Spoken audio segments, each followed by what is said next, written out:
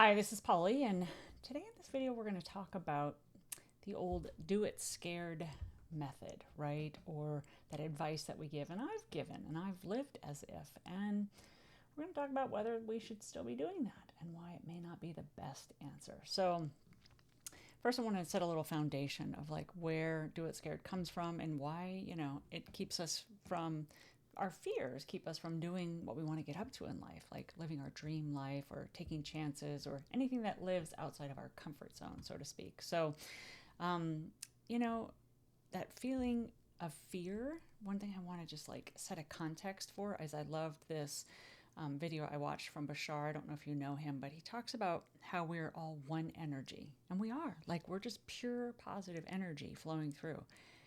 But we have these beliefs in Michael Singer's work in The Untethered Soul. He would call it some scars, right? So we get these emotions trapped in our subconscious body. Our subconscious mind is our body, you might say. And these traumas, these things that come through our life, go through our life, we experience, especially as little people, right? Something happens, we have a traumatic event, we create these belief systems about ourselves, about the way that the world is. And I'll go into one that I have and how I've been working on that. But I just want to set the stage. So like, you're pure positive energy coming through. And when you have a fear, what's happening is you're filtering it through those limiting beliefs. You're filtering it through a belief system, through maybe it's a traumatic event, something, we'll get to that caused this, right? So something like, I'm not capable, or I could never do that, or there's no way in hell I'm doing that, right? Where does that come from? It's something that's trapped in our body. We think it's all trapped in our mind. It's both, right? So for those of you that don't understand the connection just yet, so just say like it's trapped in your thoughts, it's trapped in your mind, right?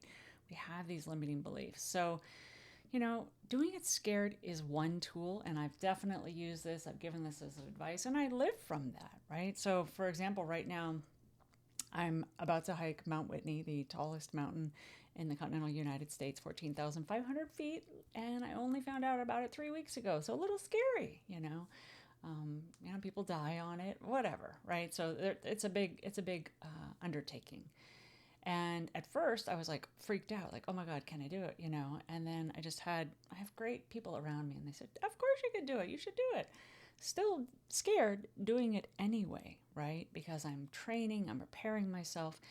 And I know as a hypnotherapist for years that, we create these beliefs. Like, I look at a belief as like a tabletop, right? And something happens, you create a belief about something, and then you go around and you find evidence to put the table legs underneath it. And then when it's solid, when you have a lot of experience, a lot of evidence for that belief, it becomes a conviction, right? It's like, that's just the way that it is. I could never do that, or there's no way in hell.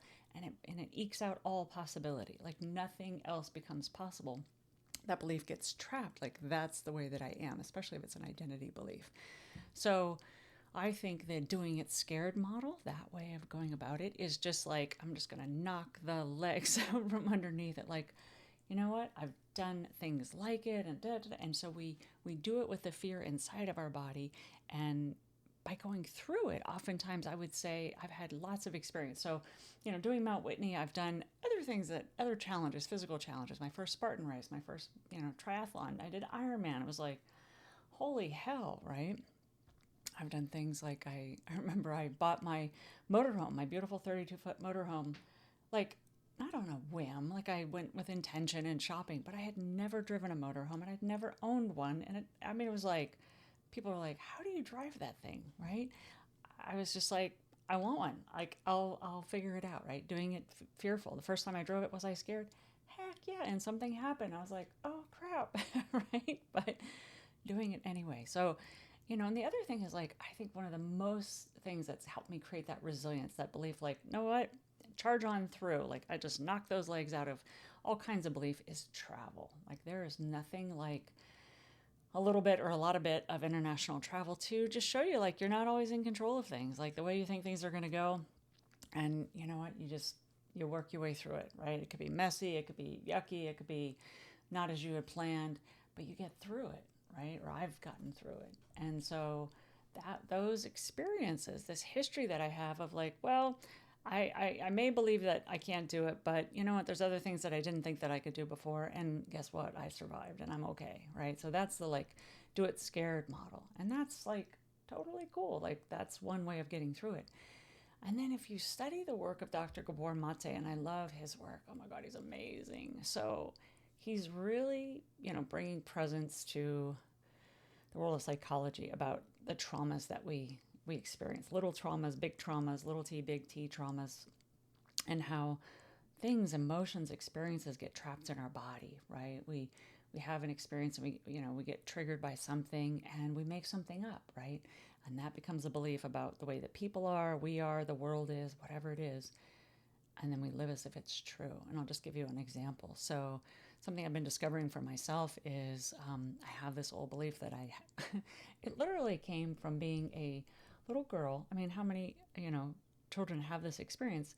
Being in my bedroom by myself. I was a lonely child. I wasn't a lonely child. I was an only child. I was an only child in my bedroom, and I was scared of the dark, right? And my parents had been arguing, so I didn't feel like I could ask them to come in and comfort me. They would have. I'm sure they would have if I had. But in that moment, it was like, oh, I'm afraid to ask them or cry out. Like kind of growing up, being a bigger girl, if you will, and I didn't. And what I made up in that moment, like those scary moments where the lights were out and I would hear things and there'd be a storm or whatever, literally have been walking in the world since I was about 4 or 5 years old with the belief or this identity, this in the running of the background point of view called I'm alone, or no, I'm on my own and the world is scary. I'm on my own and the world is scary. And what a freaking paradigm to go through. Like that is the lens through which I'm seeing all of life. And I'm just realizing what an impact that has in so many areas of my life. Like how it has me show up in relationship, how it has me show up just things I want to do in teamwork, with friends, whatever, And in some ways that makes me very self-sufficient, very self-sustainable, very independent, right? Like, yep, I can travel alone all over the world, no problem, right? And yet, having this belief that the world is scary, like, how does that have me behave? And I was like, holy smokes, man. It hasn't limited me from getting up to things. The world is scary and I've had to do things anyway, but I'm transforming that belief. Like I've looked at the core of it and I'm looking at like where it got created.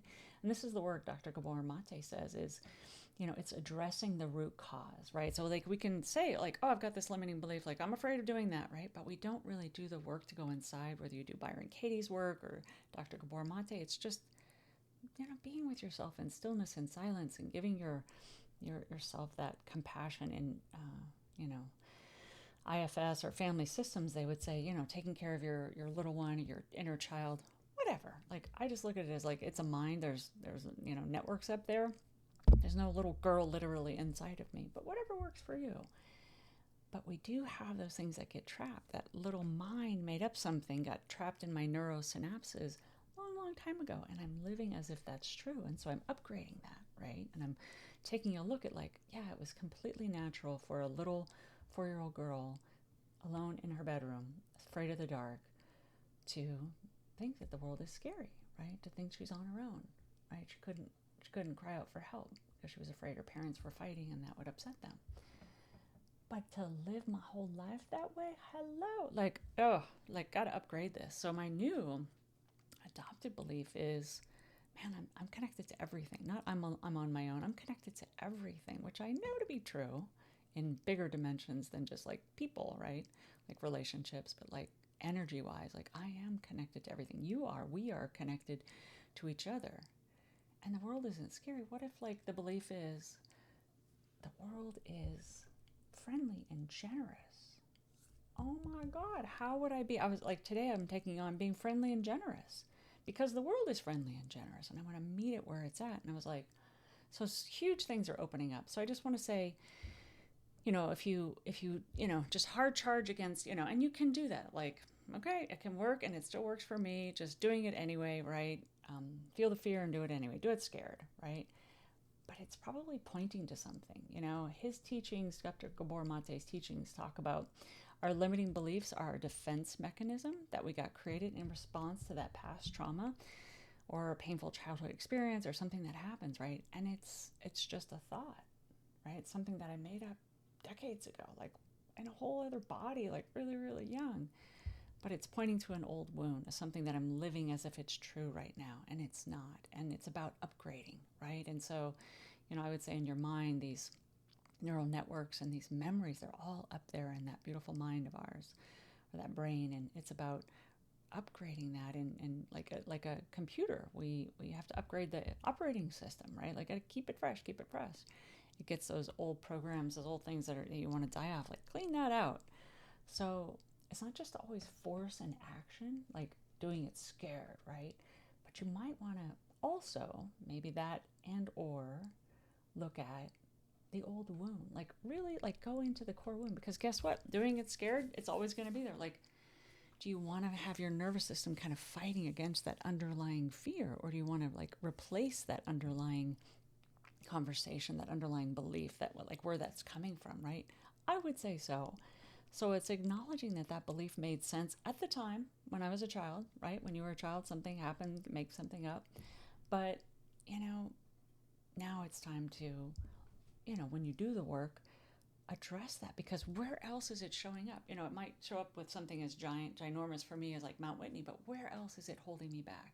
Where else is it keeping me safe, not living fully self-expressed, not, fully being playful and alive, friendly and generous, or more, right?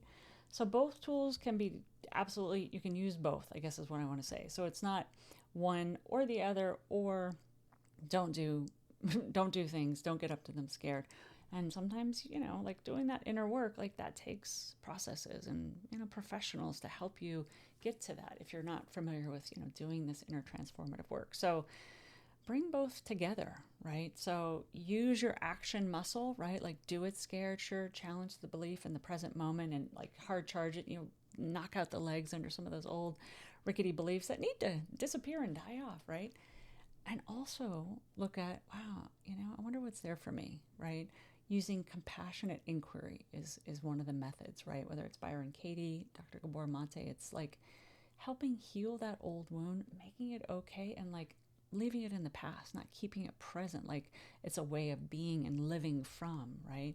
The belief no longer has any power over you. So the ultimate freedom is not necessarily doing it scared. The ultimate freedom is living a life without the fear lingering, right? Like no longer having that inside of you and not living from that, because you've upgraded this old outdated belief system, these old wounds that you've healed and transformed and can see through a totally new lens, right? Whether it's grief or trauma or whatever. So, don't just do it scared. Sometimes that works. It's, use it, fantastic. And like get in there and do the work, man. Take action to show yourself, the truth of who you are now. Sure, like take that action, create that resilience. But man, what if the one fear you're having right now is pointing to something that just wants to be loved and adored and healed and transformed, right? So I challenge you to take one small step, maybe it's a defiant step against or, in a direction of something that you want to do that is in the face of fear. Do it scared, right? And as you do it, look at that fear and ask, what is this trying to tell me? Like, what's underneath this? Like, where did this come from? And the truth is you are always capable no matter what. And the only thing in the way is a belief that that it's otherwise, right? Because you are one energy, fully capable. And whenever you have negative emotions on the emotional scale, fear or other ones, it's just pointing to there's a belief in the way, because you're always filtering your energy, your actions through these beliefs. So hope that was helpful for you. Please leave a comment below, like and subscribe. Cheers.